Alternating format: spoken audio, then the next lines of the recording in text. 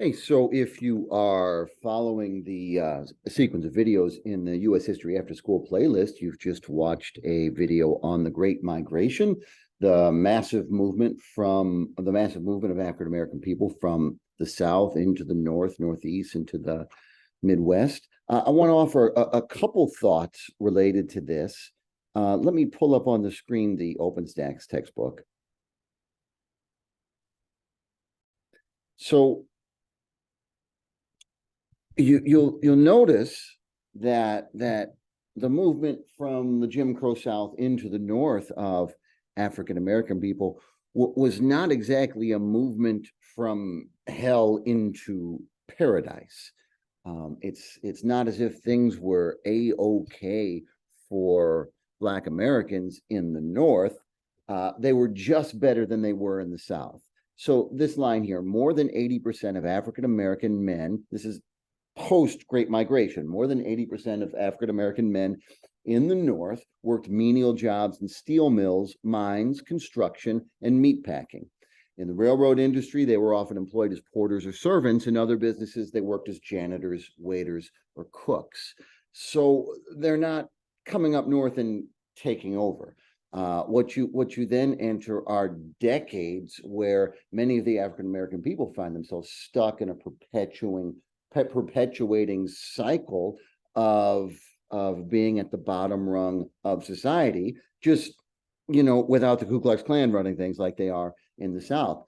And it reminds me of a phenomenon that I bump into teaching classical studies, looking at ancient Greece and the role of the status of women in ancient Greece. Even by ancient standards, the status of women was very low in ancient Greece. Women were kept segregated. Women were not allowed to be educated. Women were not, with always very rare exceptions for very exceptional women.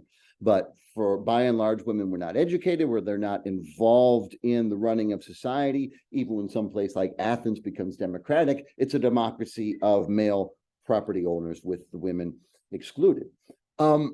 And so women are kept separate in their own separate sphere, not allowed to learn. And then when you read how the ancient Greek men speak of the women, especially Aristotle, who's usually my homeboy, but not on this topic, they look at women and all those silly, stupid women. All they ever worry about is doing their hair and doing their makeup and looking pretty. Of course, you can't trust them to do anything. And notice what's happened here. The men have first prevented the women from access to the same education, the same training, the same opportunities as them. And then they have turned around and passed judgment on them, criticizing them, even hating them for not having the knowledge that the men themselves have prevented the women from ever gaining. And what seems to be happening, especially late 19th, early 20th century, lot of African Americans in the United States, is the same cycle. They're not given the same opportunity, and then the white population sits back and crosses their fingers and laughs at how little they know and how little they're capable of, not because their natural capacities are any different, but because they've been prevented from the very opportunities to develop those capacities. So always keep your eye out for cycles that perpetuate themselves in history.